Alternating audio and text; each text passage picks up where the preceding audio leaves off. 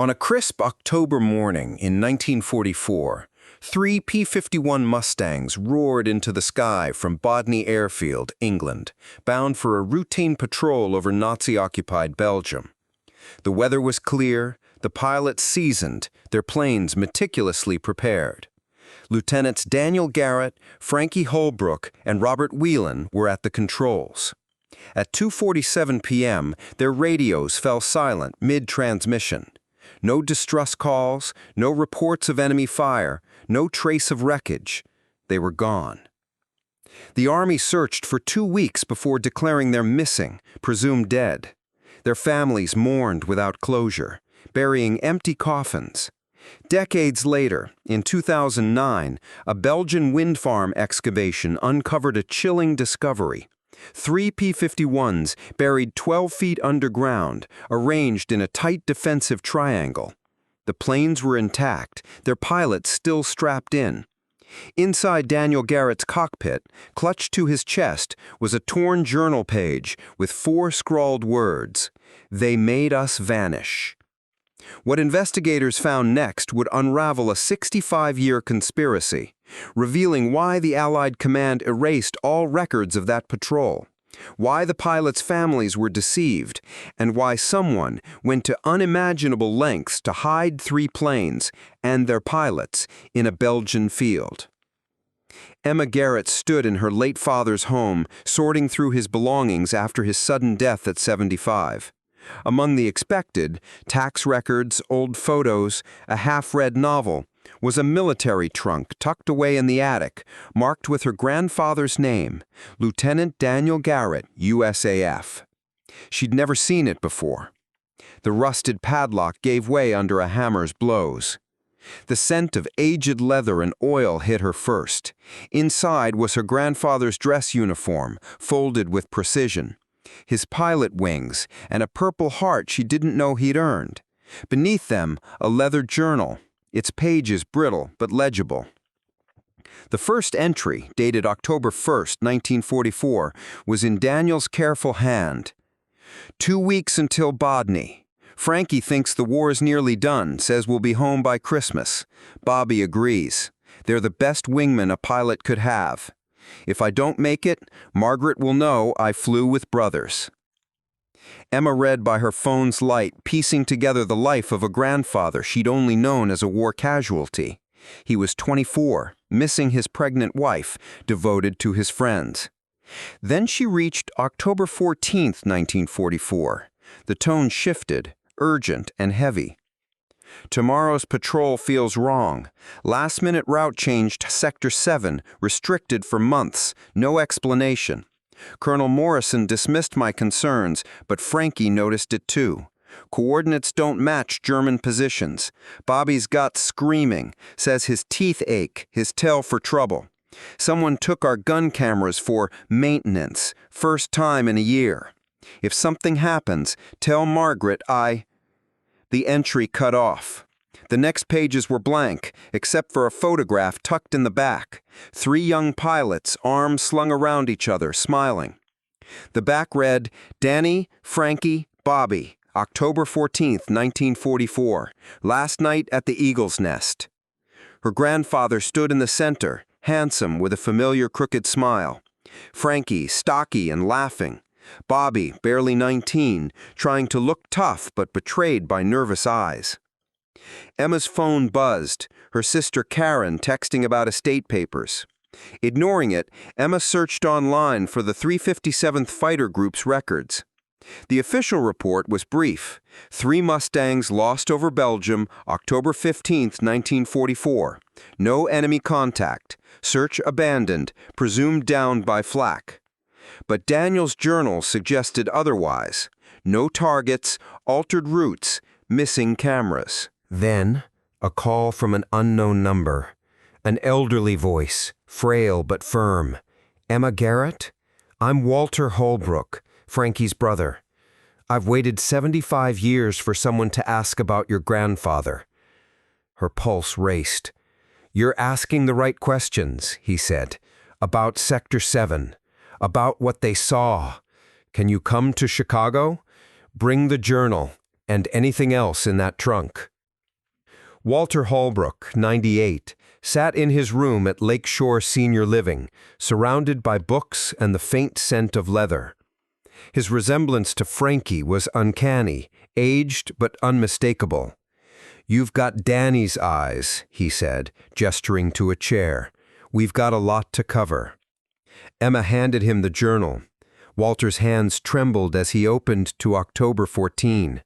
"Frankie called me that night," he said, voice distant. 3 a.m. my time.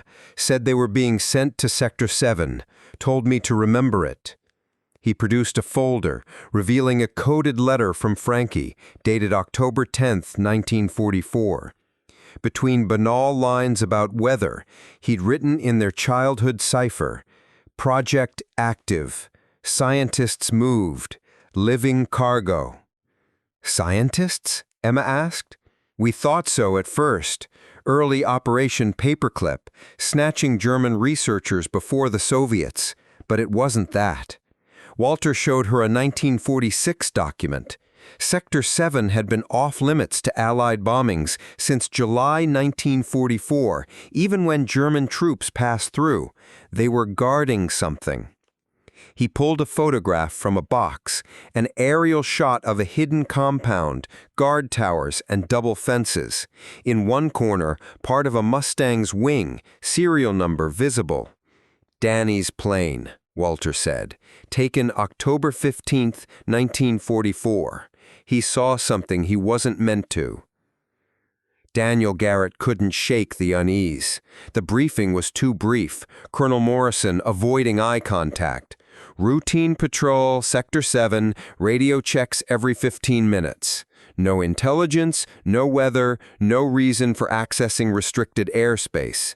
Frankie whispered, "This feels off, Danny." "I know. We could fake engine trouble," Daniel suggested, glancing at Bobby, who was checking his plane with obsessive care, writing "Sarah" on the fuselage. "We go," Daniel decided, "but we stay sharp. I've got my Kodak." He patted his jacket where Margaret's anniversary gift was hidden. "If we see something, we document it." Their crew chief, Sergeant Peterson, pulled Daniel aside. "Your fuel tanks. Orders came to install extended-range ones, Pentagon level." Daniel's stomach knotted. "Long-range tanks for a short patrol." "Peterson, those requisition orders I asked about last week?" "Came from Washington. Someone big wants you out there today." "The Pentagon?" Emma asked, incredulous. Walter's laugh was bitter.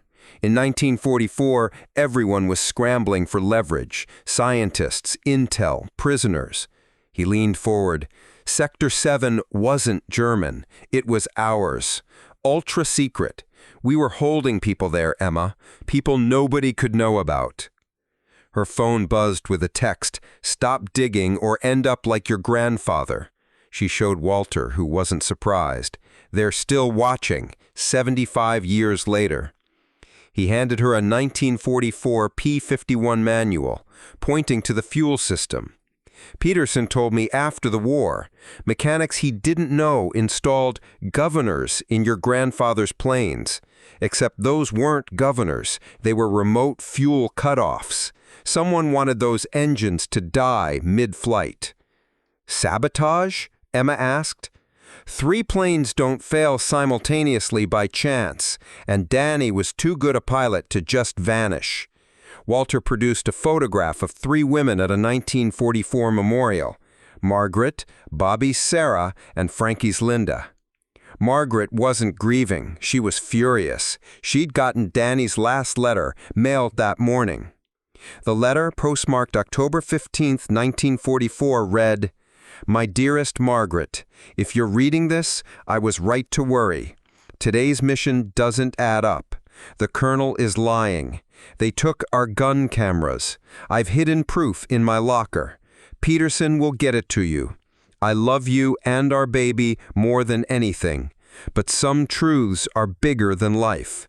If I don't come back, ask Walter about Sector 7. Ask why American planes are guarding a German operation. All my love, Danny." "A German operation?" Emma asked. "They wanted us to think it was ours," he said. He pointed to the journal's binding. Emma cut it open, revealing a key and microfilm. The microfilm showed Sector 7, American soldiers, U.S. trucks, and medical equipment visible through a window. "Dear God," Emma whispered, "what were they doing?" Elsa Verbeek, 93, welcomed Emma into her ancient townhouse. Her eyes, sharp as steel, studied Emma. "You have Danny's face," she said. She poured tea and began. "I was 17 with the Belgian resistance, photographing German movements. On October 15, 1944, I saw 3 Mustangs glide silently over our position. No engines, no smoke. They landed hard in a field, 2 kilometers from the compound." Her journal described the scene. 3 planes in a defensive triangle, pilots alive, fighting for control. American trucks arrived swiftly, dragging Daniel from his cockpit as he shouted about prisoners and evidence. Colonel Morrison was there, saying, "Dead men don't have photographs." Elsa followed them to a barn. "I heard shouting, Danny's anger, Frankie reasoning, Bobby pleading. Then 3 gunshots, 10 seconds apart." She paused, voice breaking. "They were executed, Emma. Then they were strapped back into their planes and buried to look like a crash." She examined Daniel's key. "Swiss Bank, Zurich. Your grandfather planned for this." She handed Emma an envelope from 1944, given to her by an American intelligence officer. It detailed Operation Prometheus. German doctors extracted to Sector 7 continuing Nazi experiments under U.S. supervision using Holocaust survivors as subjects. Morrison had authorized a permanent solution if the pilots investigated. Emma's phone rang. "Miss Garrett, I'm Elsa Verbeek," the same voice said. "I know why they buried your grandfather. Come to Brussels." Realizing the call was redundant, Emma saw a black car outside. "They know you're here," Elsa said, grabbing a pistol. "We're going to Zurich." At a marble-clad bank, Hans Müller led them to a pre-war vault. Daniel's key opened box 4447, revealing microfilm, a Colt .45, and an envelope. The microfilm showed transfer orders, photos of emaciated prisoners on operating tables, and Morrison overseeing experiments. A handwritten report from Daniel dated October 8, 1944, confirmed he'd infiltrated Sector 7 with an intelligence contact. The envelope listed American officials tied to Prometheus, names still powerful today. Müller provided another envelope with a Belgian address and a second key. "Your grandfather bought land there in 1944, he said. Satellite images showed only forest. As they left, Elsa warned, "It's a trap." Emma clutched the pistol. "Maybe, but he hid something there." Under moonlight, Emma and Elsa found a concrete bunker on Daniel's land.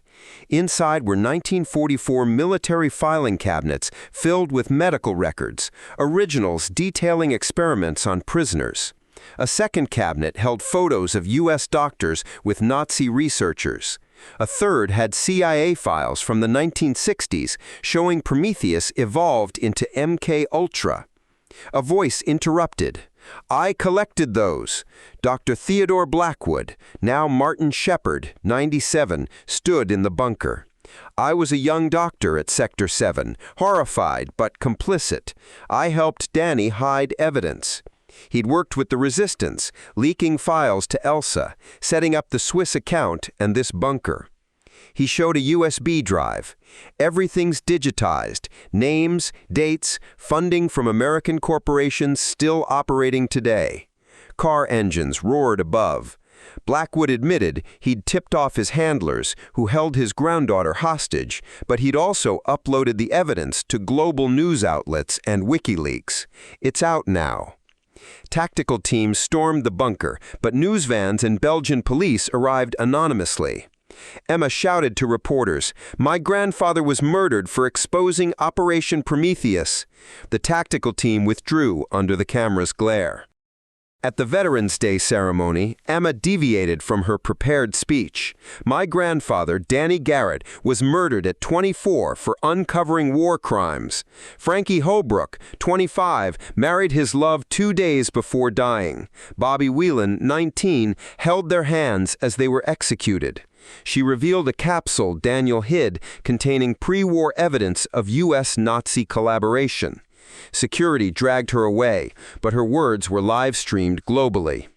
In custody, CIA Deputy Director Sarah Coleman offered a deal: portray the pilots as heroes, blame Morrison alone, or face claims Daniel was a traitor.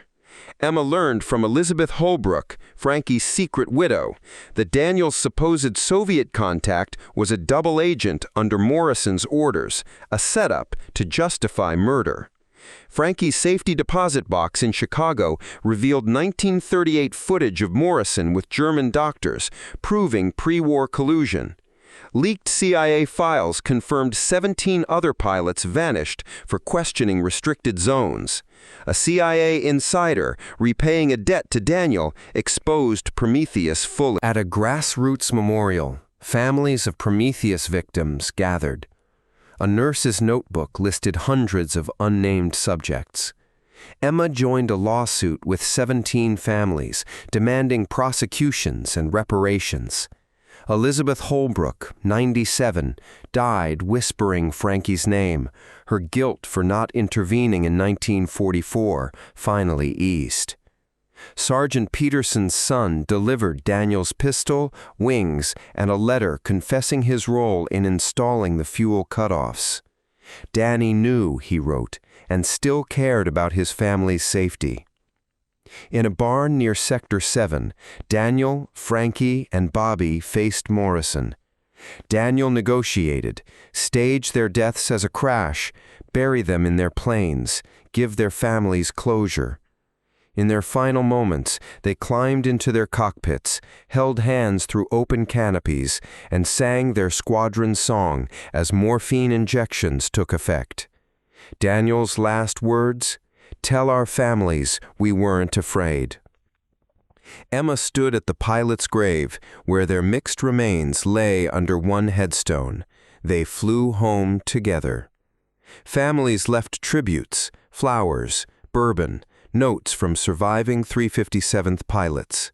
The lawsuit and investigations would take years, but the truth was out.